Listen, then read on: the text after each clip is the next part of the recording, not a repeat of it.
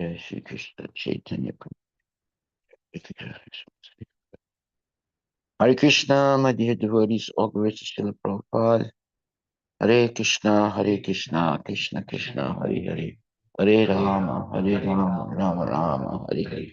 Srimad Bhagavatam, Granth Raj Ki Jai. So today we are reading from Canto 3, Chapter 18, text number 25. 24. Text number 24, sorry. So text number 24 says, this is Canto 3, Chapter 18, text number 24. Lord Brahma continued, my dear Lord, there is no need to play with this serpentine demon, who is always very skilled in conjuring tricks and is arrogant, self-sufficient, and most wicked. Purport by His Divine Grace, A.C. Bhaktivedanta Swami Prabhupada. The Lord Brahma continued, my dear Lord, there is no need to play with this serpentine demon, who is always very skilled in conjuring tricks and is arrogant, self-sufficient, and most wicked. Purport by His Divine Grace, A.C. Bhaktivedanta Swami Prabhupada. No one is unhappy when a serpent is killed. A serpent means a snake. It is a practice among village boys to catch a serpent by the tail and play with it for some time and then kill it. Similarly, the Lord could have killed the demon at once, but he played with him in the same way as a child plays with a snake before killing it. Brahma requested, however, that since the demon was more wicked and undesirable than a serpent, there was no need to play with it. It was his wish that he be killed at once without delay. Well, let's put it like this. Playing with poisonous snakes is not a good idea. So it's better to avoid them, one, or if you can, kill them. But it's nothing to play with because snakes are very, very nasty and very envious. It's an envious species of life. People who are envious in the next life, they'll take birth as snakes. Got to be careful about these snakes. They like to bite and kill. So that's why it says here, Prabhupada writes, no one is unhappy when a serpent is killed.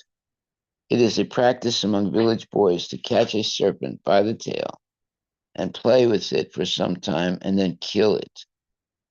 Don't do that because it's very dangerous. You don't want to do that. Similarly, the Lord could have killed the demon at once, but he played with him in the same way as a child plays with a snake before killing it. Brahma requested, however, that since this demon was more wicked and undesirable than a serpent or a snake, there was no need to play with it. It was his wish that he be killed at once. Okay, so we have snakes at the farm. Did you know that? No, Yeah. They look like poisonous snakes, but they're not. So I've played with them sometimes. You catch them by the tail, and then you know uh like play with them by winding them up like this, but that's only because I know they're not poisonous. very small. No, they're big too. They're big too. Yeah, they're small when they're young, but they come up like this. They look scary, but and actually they're very beautiful. Also, they have a lot of nice colors to them. You don't see them right away. You see them when about uh, August, September. They start out real small, and then they gradually, eat a lot of rats and other things, and then get to be bigger and fatter. But you should always be careful with a snake. It doesn't matter. People say there are no poisonous snakes on this side of the Cascade Mountains, which may be true, but you don't want to test it. Uh, and the uh, the snakes at the farm really scare people, because they look like you know poisonous snakes. They're not, but still, you don't want to play with them. Okay, so here Prabhupada says, no one is unhappy when a serpent is killed. So what he means is no, that everyone is happy when a serpent is killed or when a snake is killed. It is a practice among village boys to catch a serpent by the tail and play with it for some time and then kill it. Similarly, the Lord could have killed the demon at once, but he played with him in the same way as a child plays with a snake before killing it. Brahma requested, however, that since the demon was more wicked and undesirable than a snake, there was no need to play with him. It was his wish that he be killed at once. So he's talking about Hiranyaksha, I think. Yeah, yeah.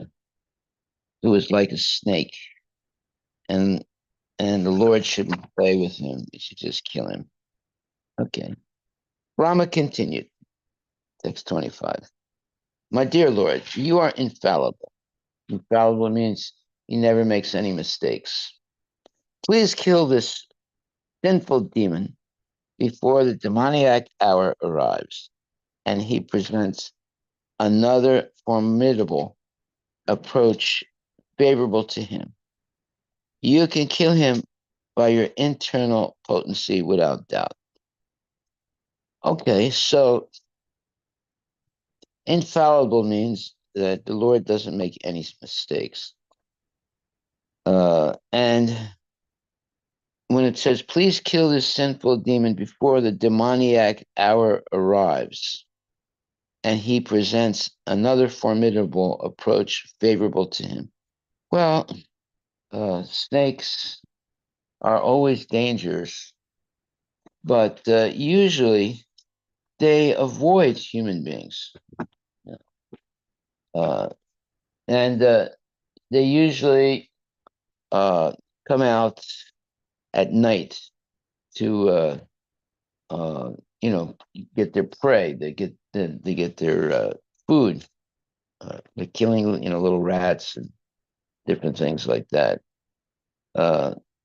Because uh, rats and other different types of small pests, they usually stay away, hide during the day, and they come out at night because there's more uh, you know uh, safety for them. But that's when the snakes come out also. And snakes will, sort of hide, and as soon as a rat walks by, then they pounce on it, and catch it and eat it. So, uh, and here, devotees is saying, look, you can kill him by your internal potency without doubt. So, in other words, uh, Krishna can kill any living entity he wants without fighting and without using weapons or whatever. Just he can simply uh, think about killing someone, or something, and it happens because Krishna has all these supernatural powers, and we can't imagine how powerful Krishna is. Okay, so text 26. My Lord, the darkest evening, which covers the world, is fast approaching. Since you are the soul of all souls, kindly kill him and win victory for the demigods. So when it says that you are the soul with a capital S of all souls with a small s, that means that uh, Krishna and all the living entities in the world come originally from Krishna himself. That's why the first soul in this sentence has a capital S. He's the soul of all souls. In other words, everyone is coming from Krishna originally. So Sarva Atman in Sanskrit means he's the soul of all souls. Um, so we all originally come from Krishna. And all living entities, not only human beings, but all living entities originally come from Krishna.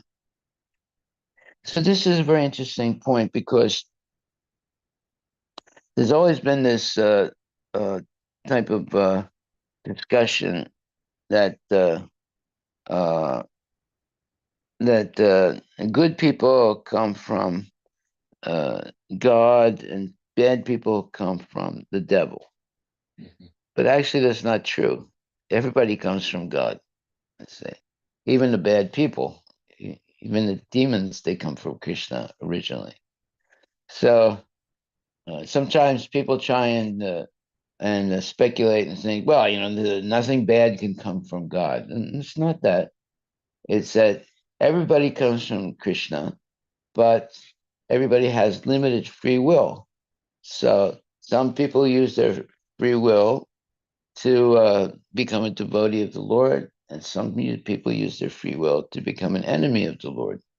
So it's not that evil people come from uh, some kind of demon who's like sort of equal to the Lord, and good people come from the Lord. No, so it's like everybody has two choices in life. Either they're going to follow Krishna's instructions or they're not going to follow. In both ways, they need the help of Krishna. If they want to be evil, then Krishna has to help them to forget him so that they can do evil acts. And if they want to be good, then Krishna can help them remember him. So in order to do sinful activities, you have to forget your relationship with God. Otherwise, you wouldn't be able to do those evil acts. And so devotees, they never want to forget Krishna. And the karmis who want to engage in sinful activities, they have to forget Krishna. And then, but how can you forget Krishna? Only if Krishna helps you. So both ways, Krishna is the Supreme Personality of Godhead, whether he's helping the demons forget Krishna or they're helping the devotees remember Krishna. Nothing, not even a blade of grass moves without the will of the Lord. So you want to be a demon, you need the help of the Lord. You want to be a devotee, you need the help of the Lord. Right. So now why would the Lord help someone to, let's say, be a demon? Well, he doesn't want anybody to become a demon, but when people are determined to violate the rules and regulations of Krishna consciousness, then Krishna sees what their desire is, and he helps them.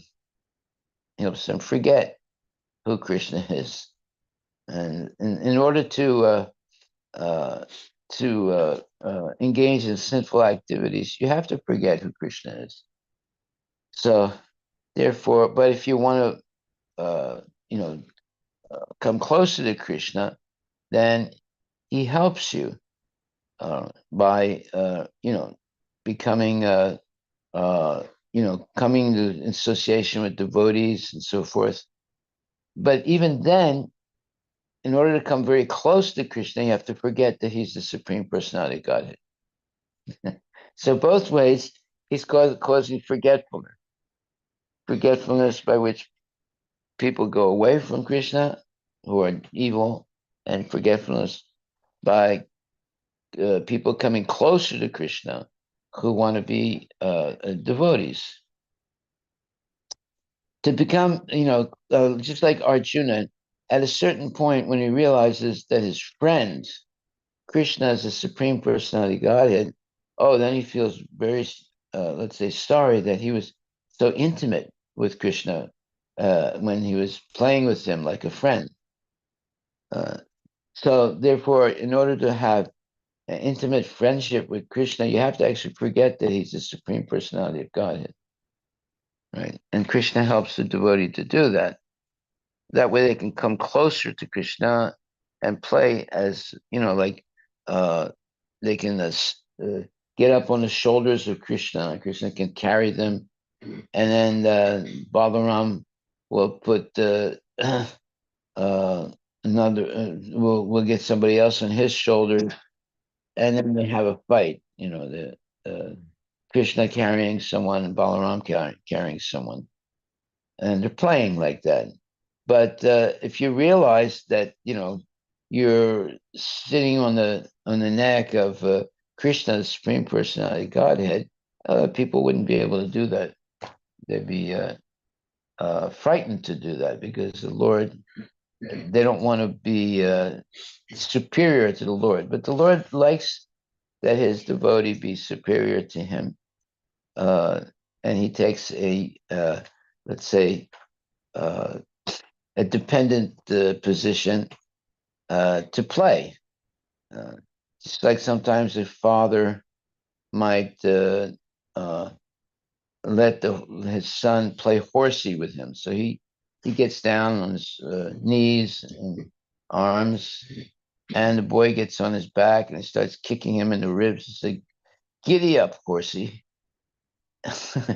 So, I mean, the father might be a very rich man or a very powerful man, but because of his, let's say, his love for his child, he'll let him sit on his back and kick him in the ribs and say, "Giddy up, daddy."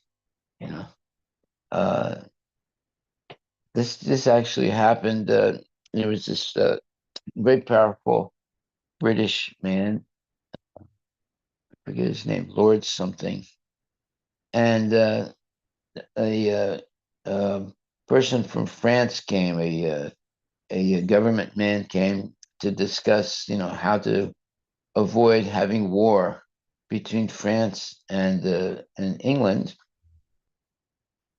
But the secretary said he's busy right now. You'll have to wait.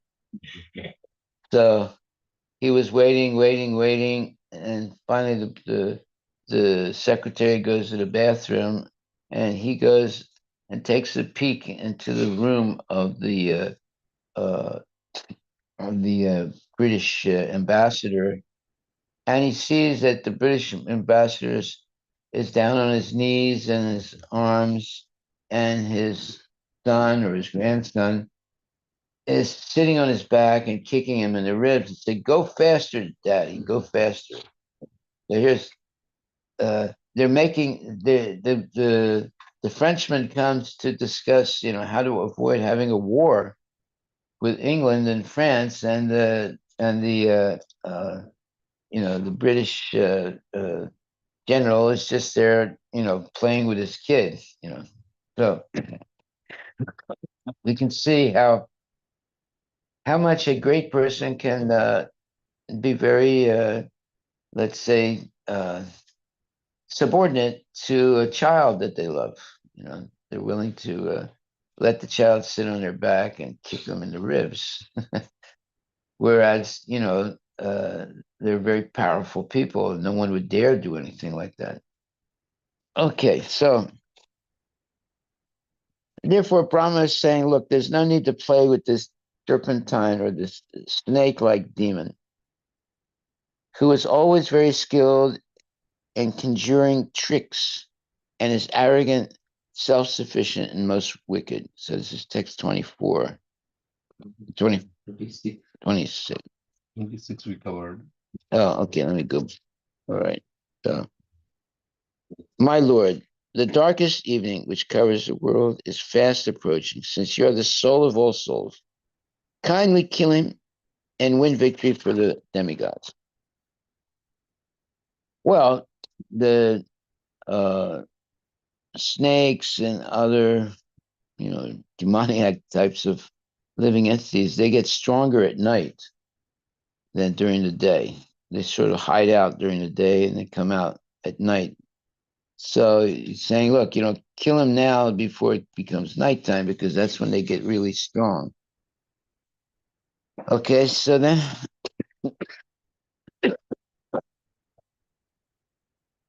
continues.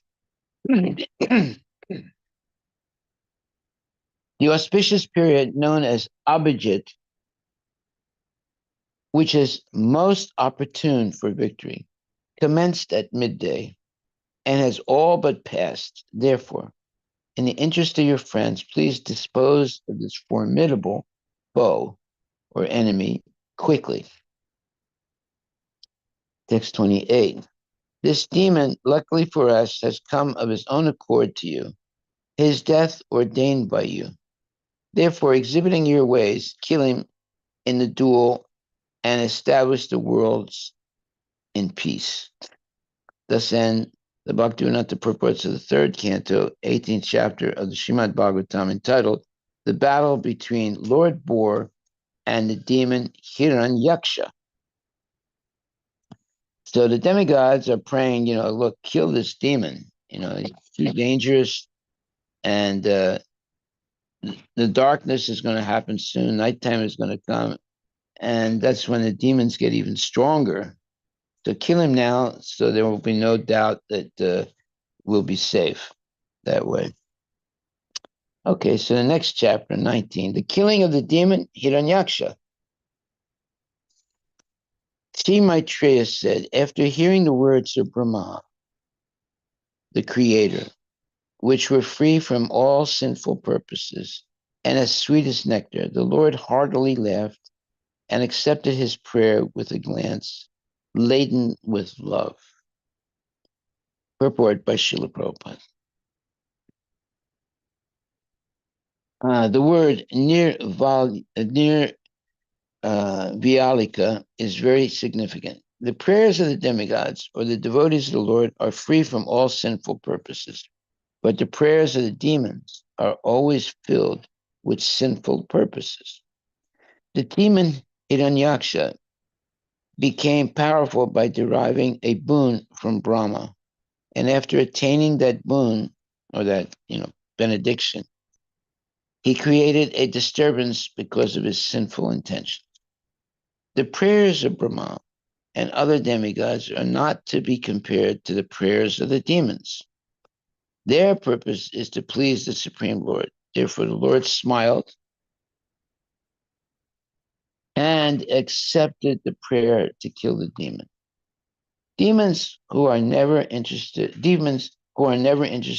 in praising the Supreme Personality of Godhead because they have no information of him, go to the demigods, and in Bhagavad Gita, this is condemned. In other words, if you want something, you should never go to the demigods. You should always go to Krishna. Even though you might have material desires. Persons who go to demigods and pray for advancement in sinful activities are considered to be bereft of all intelligence. Demons have lost all intelligence because they do not know what is actually their self-interest.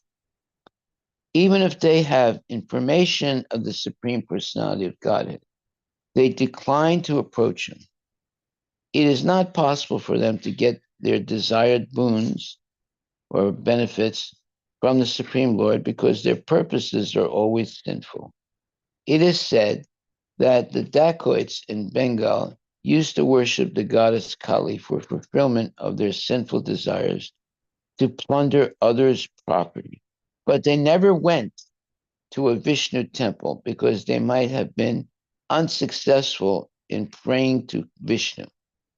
Therefore, the prayers of the demigods or the devotees of the Supreme Personality Godhead are always untinged by sinful purposes. Well, that's the point. Why would the demons in Bengal or the dacoits in Bengal never go to Krishna, but they go to the goddess Kali for fulfillment of their sinful desires? Because in the Vishnu temple, they might be unsuccessful in getting what they want from the Lord. Now, would Vishnu empower a demon to go and rob someone else? No, of course not. Krishna doesn't, Vishnu or Krishna doesn't do that. So, therefore, uh, the demons are thinking, well, if we go to Lord Krishna and pray to him, he won't give us what we want. So let's go to, uh, what it says here. Go to the goddess Kali for fulfillment of their sinful desires to plunder others' property. But they never went to a Vishnu temple because they might have been unsuccessful in praying to Vishnu. Okay, so is the goddess Kali, let's say, someone who will bless the demons to succeed in their sinful activities? That's a question to think about. Uh, at least they think that the goddess Kali is going to help them, and she might help them in the beginning, but later on she will destroy them. That's what happens when you uh, well, by destroying them, they become purified. So, but at first, the demons seem to be successful, but after some time, they become destroyed because neither Krishna nor even Kali or anybody wants them to be successful, and therefore they might be successful for a short period of time, and then afterwards they are uh, defeated. So therefore, it says here, it is said that the dacoits in Bengal used to worship the goddess Kali for fulfillment of their sinful desires to plunder others' property. But they never went to a Vishnu temple because they might have been unsuccessful in praying to Vishnu. Therefore, the prayers of the demigods or the devotees of the Supreme Personality Godhead are always untinged by sinful purposes. Okay. So the demons, they also pray, but they don't go to Vishnu. Uh, they go to Kali Mata. Okay, now why would Kali Mata help the demons in their sinful activities? That's the question. And that's why it says here, it is said that the dacoits in Bengal used to worship the goddess Kali for fulfillment of their sinful desires to plunder others' property, but they never went to a Vishnu temple because they might not have been successful in praying to Vishnu. Therefore, the prayers of the demigods or the devotees of the Supreme Personality Godhead are always untinged by sinful purposes. Therefore, the devotees, they go to Krishna without sinful desires, and the uh, demons or dacoits, they go to Kali with sinful desires. So what does Kali do? Kali, of course, is not a demon herself, but she, in a sense, helps the demons by giving them at first some success, and then gradually smashing them. You see. So therefore, like if you ever watch any movies, you'll see in the beginning of the movies, the bad guys are winning. By the end of the movie, the bad guys are all defeated. So uh, that's basically what Kali does. In the beginning, she seems to favor the demons, but over time, all the demons are defeated. Right? And but by being defeated, they become purified. Okay, especially if they're killed by Krishna or Mother Kali. Uh, okay, so text 2. The Lord who had appeared from the nostril of Brahma sprang and aimed his mace at the chin of his enemy, the Hiranyaksha demon, who was stalking fearlessly before him. So here we see that this incarnation of Krishna as the boar came out of his nose. Now, it comes out of his nose. It can't be, a giant. It's got to be small. But then, as soon as he came out of his nose, then he expanded into this gigantic form of the Lord Boar. And in that way, everybody understood, oh, this is an incarnation of God, Krishna. He started coming out of the nose of Brahma, and okay, but now he's expanding into this gigantic form. Then you could understand it's an incarnation of the Lord. Just like uh, Matsya started as a little fish uh, and gradually expanded into this gigantic fish. Then everyone understood that this is an incarnation of the Lord, because no ordinary living entity it can do such a thing. Expand themselves to be so big and so powerful. So anytime you see a very very powerful living being, it can be an animal or a human being, usually animals. You can understand this is not an ordinary phenomenon. There's something special about this creature, So here you see Matsya Avatar, gigantic, starting out to be a little fish like that, and expands into this gigantic form that you can't imagine how big it is. And the same thing here, where Lord Boar appears from the nostril of Brahma, and then it expanded tremendously so that he could fight with the demon Hiranyaksha, who was stalking fearlessly before him. So therefore, uh, if you're ever in a situation where you see, uh, something or someone expand from being very, very small to a huge creature, then it's definitely an incarnation of the Lord. So you shouldn't be afraid, although it might look very dangerous. Krishna never hurts his devotees. Okay, so now text 3. Struck by the demon's mace, however, the Lord's mace slipped from his hand and looked splendid as it fell down whirling. This was miraculous, for the mace was blazing wonderful. So now all the demigods are going to get frightened, because it looks like maybe the demon in Anyaksha will win the fight with the Lord.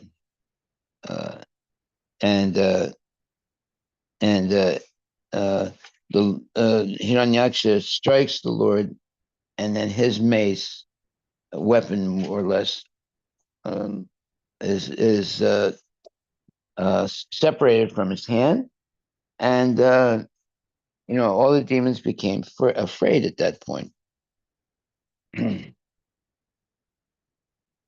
Even though the demon had an excellent opportunity to strike his unarmed foe without obstruction, he respected the law of single combat, thereby kindling the fury of the Supreme Lord. Now, what does this mean? The law of single combat.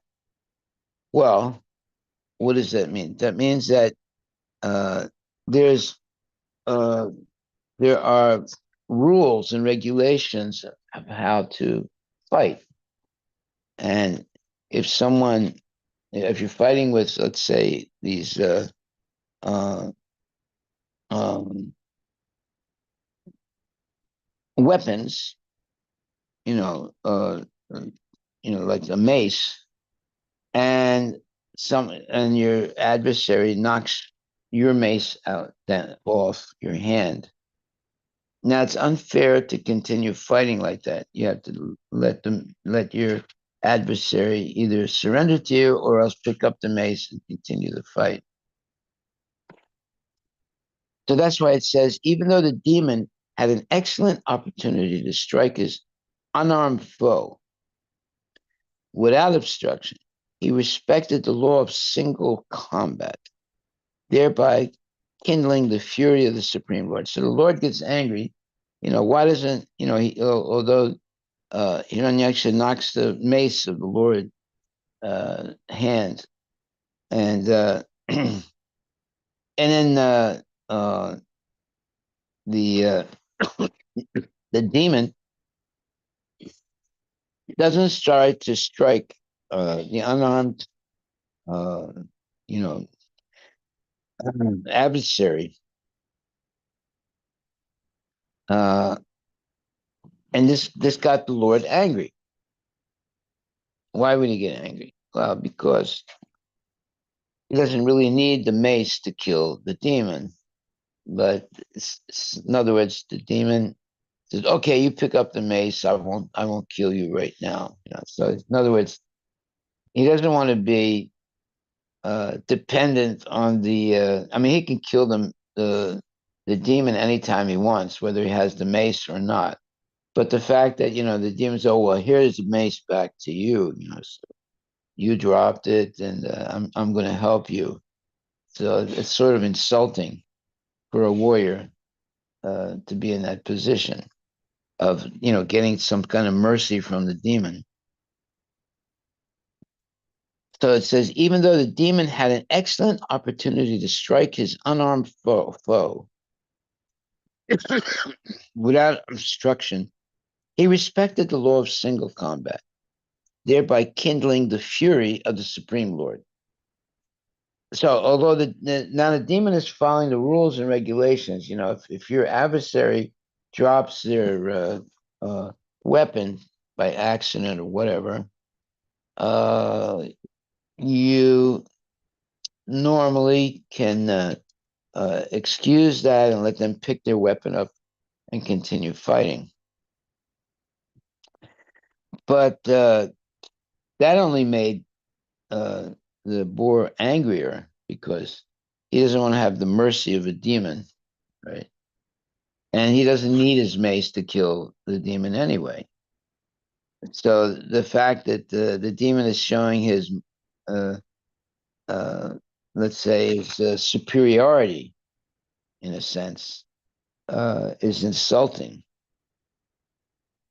As the Lord's mace fell to the ground, and a cry of alarm arose from the witnessing crowd of gods and rishis, the personality of God had acknowledged the demon's love of righteousness and therefore invoked his Sudarshan chakra. Okay, so let's read that one more time. As the Lord's mace fell to the ground, and a cry of alarm arose from the witnessing crowd of gods and rishis. So everybody got afraid when they saw that the demon had knocked a mace out of the Lord's hand. So now he doesn't have a weapon. The personality of Godhead acknowledged the demon's love of righteousness and therefore invoked his Sudarshan chakra. So, the demon is uh, trying to be merciful to the Lord, and letting telling the Lord, well, you can just pick up your mace, we'll continue fighting. And then this just made the Lord angry, and he decided, he's gonna wipe out this demon right now. So the Lord uses the Sudarshan chakra as the discus or the Sudarshan chakra began to revolve in the Lord's hands.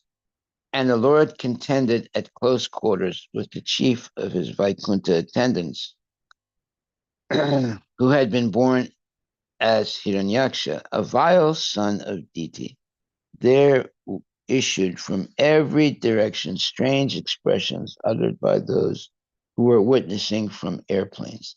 They had no knowledge of the Lord's reality, and they cried, "May victory attend you! Pray, dispatch him, play no more with him." Okay, so what is all this mean? So Hiranyaksha fighting with Lord Board knocks the mace from the boar's hand, and everyone becomes very worried. You know what's going on here. Looks like the demon is going to win. But at that point, to end this whole thing, the Lord, uh, gets his Sudarshan chakra into action. And as the chakra began to revolve in the Lord's hands, and the Lord contended at close quarters with the chief of his Vaikuntha attendants, who had been born as Hiranyaksha, a vile son of Diti, there issued from every direction strange expressions uttered by those who were witnessing from airplanes. So, first of all, Krishna is not, and Krishna chooses his rivals from devotees. He doesn't have a demon fight with him because he can kill demons even without fighting. But in order to fight, he chooses to fight with a devotee. So these uh, uh, sons of Diti, they took the form of uh, demons, Hiranyaksha, Hiranyakashipu, to fight with the Lord. And because the Lord doesn't fight with demons, he can kill them without fighting. So uh, now it says, as the discus began to revolve in the Lord's hands, and the Lord contended at close quarters with the chief of his Vaikuntha attendants, who had been born as Hiranyaksha, a vile son of Didi, there issued from every direction strange expressions uttered by those who were witnessing from airplanes, meaning the demigods. They had no knowledge of the Lord's reality, and they cried, "May victory attend you, pray, dispatch him, play no more with him."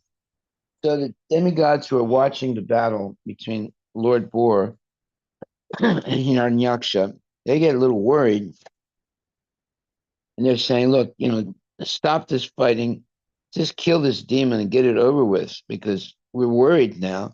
It looks like you want to play with him, but he's very dangerous. So please, no more."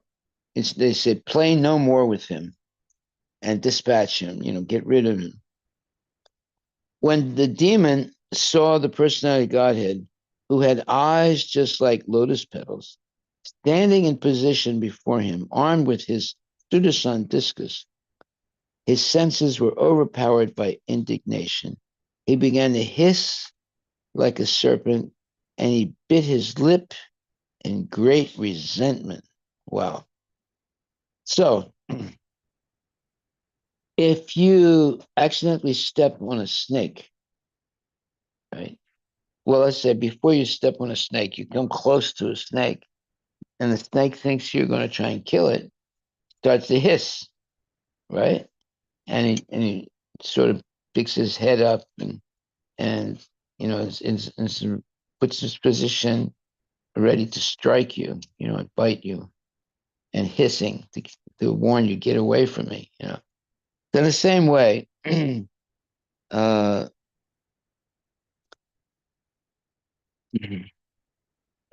the Hiranyaksha begins to hiss like a serpent, and he bit his lip in great resentment. Well, let's see, when a person bites their own lip, That means they're afraid, and and they don't really realize what they're doing. They're biting their own lip, and it becomes bloody, you know, because of their fear. So when the demon saw the person got it, who had eyes just like lotus petals, standing in position before him, armed with his Sudarshan disc, discus, his senses were overpowered by indignation. His senses become overpowered by his uh, anger. He began to hiss like a serpent, and he bit his lip in great resentment. So sometimes this happens, like if you see these people they're fighters, and sometimes they bite their lip out of anger, and extreme anger, and they accidentally bite their own lip, and their lip starts bleeding, right?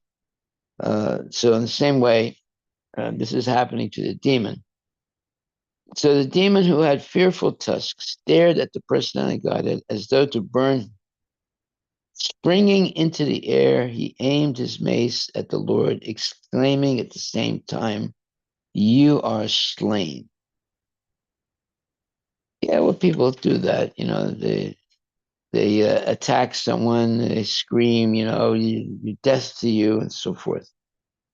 O saintly Vidura, while his enemy looked on, the Lord in his boar form, the enjoyer of all sacrificial offerings, playfully knocked down the mace with his left foot, even as it came upon him with the force of a tempest. The tempest is a very, let's say, uh, dangerous and powerful, uh, you know, wind. Uh, and but even though Hiranyaksha throws this mace with the force of a tempest, the Lord, in the form of a boar, just knocks it down very easily with his left foot.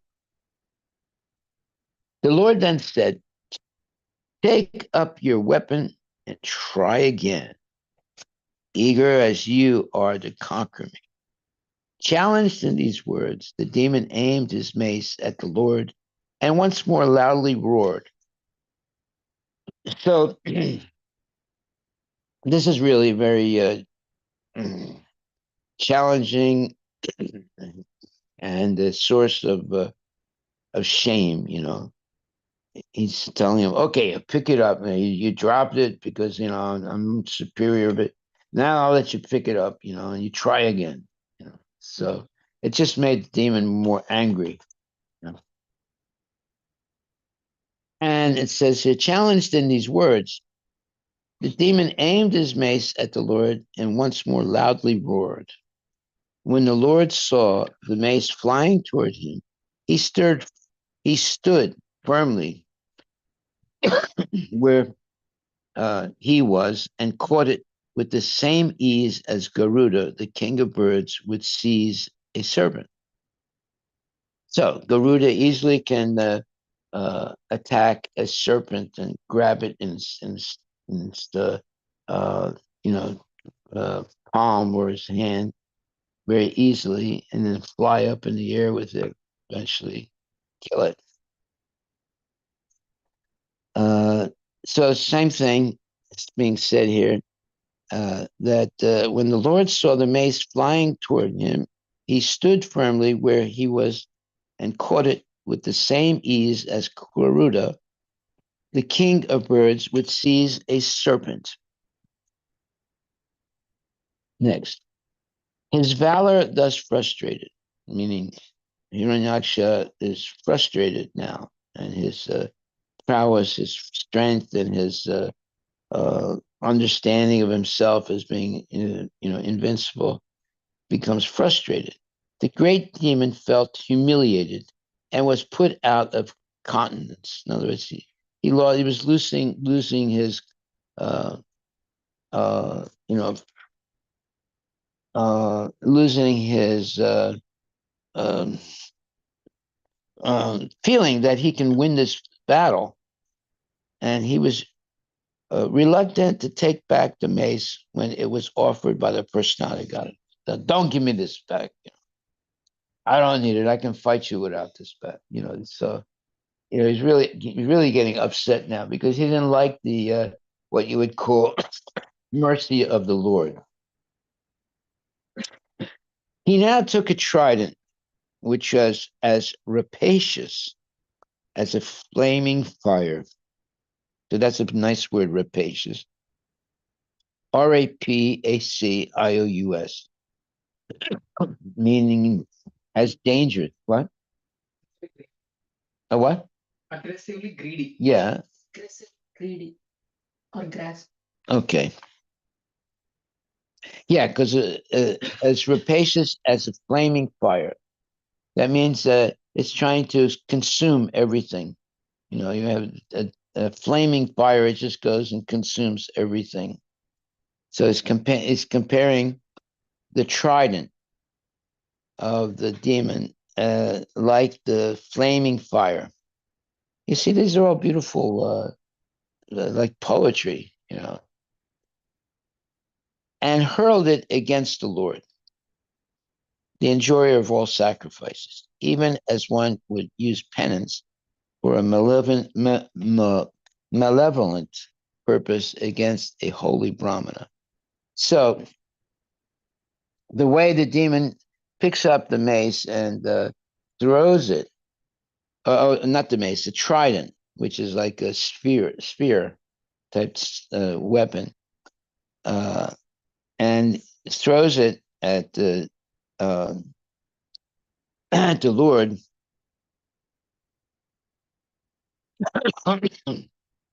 So it says here, it's it's as rapacious as a flaming fire, and hurled it against the Lord, the enjoyer of all sacrifices, even as one would use penance for a malevolent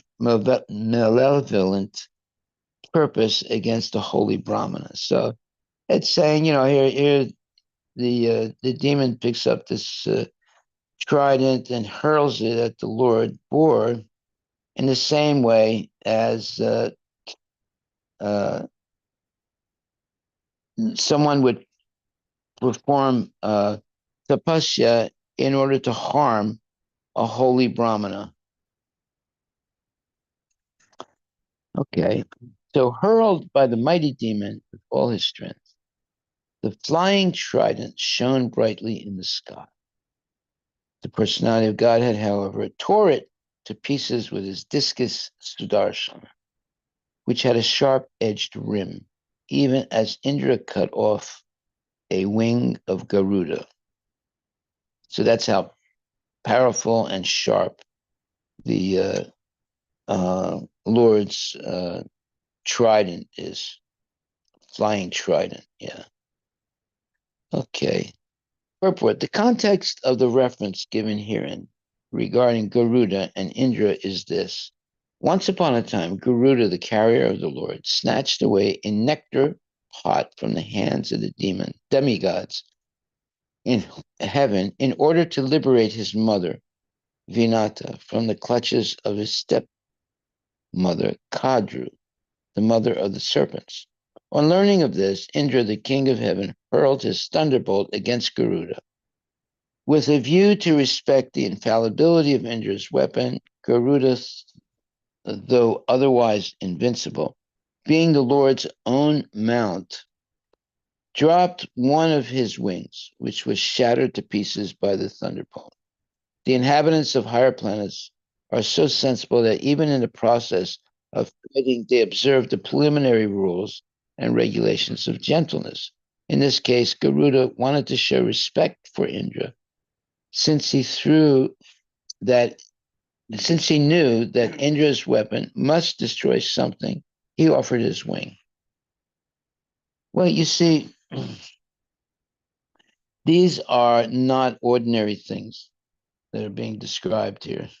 These are the, let's say, uh, supernatural behavior that's going on here of chivalry. look that word up, chivalry. So there is sort of, a culture of a chivalry. What does it say? The medieval knightly system with its religious, moral, and social code. Yeah. So if in other words, it says, with a view to respect the infallibility of Indra's weapon, Garuda, though otherwise invincible, being the Lord's own mount, dropped one of his wings, which was shattered to pieces by the thunderbolt. So, in other words, this, what you would call act of chivalry. In other words, there's bravery, but in order to not overstep the etiquette of respect, Garuda, who is the bird carrier of the Lord, voluntarily loses one of his wings uh, uh, and to the Sudarshan Chakra, The thunderbolt. with the thunderbolt, as an act of respect for his adversary, who's the Lord. Although Garuda is a servant to the Lord. Combination of qualities expected of an ideal knight, especially courage, honor, courtesy, justice, and a readiness to help the weak. Yeah. So this is when you act with chivalry, it's like you follow the rules and regulations, and you do extra things that are not necessary, but it's a show of respect. It's a show of respect, even in the most dire conditions. So here it says, the context of the reference given herein regarding Garuda and Indra is this. Once upon a time, Garuda, the carrier of the Lord, uh, snatched away a nectar pot from the hands of the demigods in heaven, and in order to liberate his mother, Vinata, from the clutches of his stepmother, Kadru, the mother of the serpents. Okay, so he snatches away a pot of nectar to, I guess, liberate his mother, Vinata, from the clutches of his stepmother, Kadru, the mother of the serpents. On learning of this, Indra, the king of heaven, hurled his thunderbolt against Garuda. With a view to respect the infallibility of Indra's weapon, Garuda, though otherwise invincible, being the Lord's own mount, meaning being the carrier of the Lord, and he's invincible, he dropped one of his wings, which was shattered to pieces by the thunderbolt. So out of respect, he's willing to immolate. What is that word? Look up immolate. He wants we're ready to lose one of his appendages out of respect, and drop one of his wings, which was shattered to pieces by the thunderbolt. The inhabitants of higher planets are so sensible that even in the process of fighting, they observe the preliminary rules and regulations of gentleness. In this case, Garuda wanted to show respect for Indra, since he knew that Indra's weapon must destroy something. He offered his wing. So even though he could have overwhelmed or avoided being injured at all, out of respect for Indra, he is willing to give up one of his wings. Does it say anything there? What? Emulate. Match or surpass a person or achievement, typically by imitation. Uh, let's see. Say that again. Match or surpass. No, pronounce the word first. Emulate. Emulate. No, that was not. Well, okay, that's the correct definition of that word, but I mispronounced it. There was something else. What was it? Are you thinking of immolate? Yeah, what does that mean? Immolate self burning. Yeah, right. So he, out of respect, wanted to show Garuda wanted to show respect for Indra. Since he knew that Indra's weapon must destroy something, he offered his wing. Offer as a sacrifice. Yeah. Now you see, all this is exceptional. Like you don't really experience this type of behavior, well, normally, of human beings. But these are supernatural beings, and they have different way of, let's say, seeing and doing things than normal people. And so Indra has an infallible weapon, and Garuda is able to defeat it, but not to, let's say, insult his adversary. He voluntarily sacrifices one of his wings. You know, so but there's a reason why he's doing this. And it says here, the inhabitants of higher planets are so sensible, meaning they feel compassion for their, even their enemy, are so sensible that even in the process of fighting, they observe the preliminary rules and regulations of gentleness. In this case, Garuda wanted to show respect for Indra, since he knew that Indra's weapon must destroy something. He offered his wing. And this is not normal behavior. This is the behavior of supernatural beings, right? And they have a different, what you would call culture, uh, and because there's an ultimate goal to be achieved, and because they understand, let's say, the Lord's purpose, they're acting in ways that normal people would not act. Yeah. Okay, we'll stop right there and continue tomorrow. Are there any questions?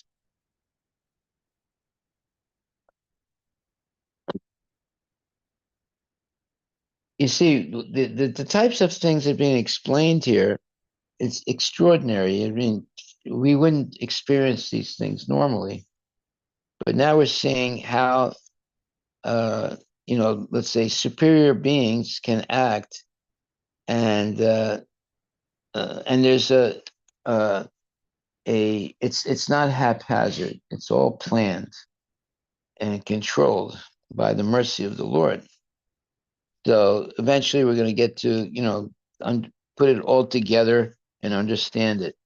Right now, it might be a little bit confusing, but this is leading to some major realizations of the behavior of the Lord and His devotees. Right? It's already, you have Jaya and Vijay, and then you become Nyaksha, Nyakashipu, and now they're fighting with the Lord. But there's a like subtitle to the whole thing, that the Lord doesn't fight with real demons; He only fights with His devotees. The real demons He can kill easily. He doesn't need to fight with them.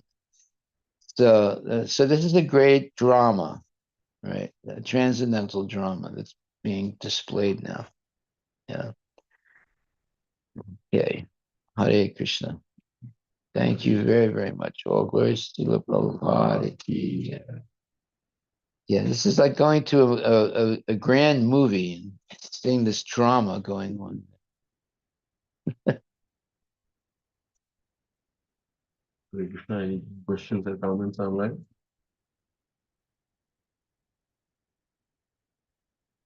Yeah, especially when it says, that uh,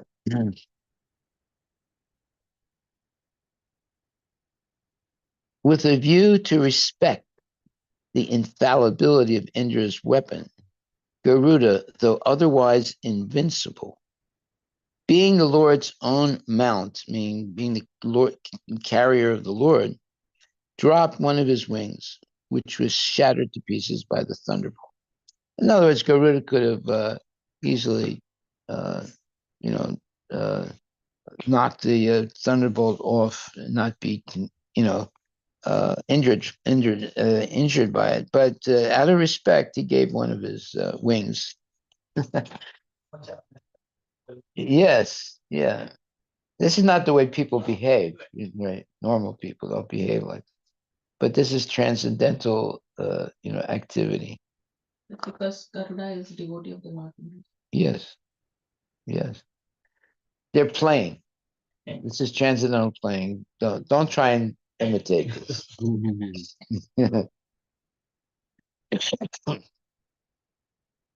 All glories to Srila Prabhupada. Hare Krishna, Hare Krishna, Krishna Krishna, Hare Hare. Hare Rama, Hare Rama, Rama Rama. By carefully reading all these things, we learn a different, let's say, set of rules and etiquettes that are not normal uh, in mundane life. These are etiquettes of supernatural beings, and it's hard to digest it at first, but then as you go along, you suddenly realize, these are people that I can't emulate. I can't do the same thing myself. So because everybody has this false idea that they are the best in everything, and they have the supreme power. And now you're looking at people who are much more advanced than we are, and we could never emulate or do the same things that they're doing. And that's good, because when you realize that there are people superior to you, you become humble. So basically that's the teaching here. And we gradually realize, that these are people who are completely more superior to us, and therefore it's humbling. But and that's good, because it defeats the false ego. We can never emulate. We can never do the same things as what we're hearing. So the whole idea is to become humble and realize that there are supernatural things that are going on, and we could never, be able to do the same things. And then we understand that there's someone greater than us. When someone has a false ego, they think they're the greatest person. There's no one as great as they are. But by reading these pastimes of the Lord and his devotees, you see that there are many, many people that are much greater than we are. So it's humbling. And eventually we surrender to the Lord by being humbled. If we become full of false ego, we don't surrender, and we could become defeated. Hare Krishna.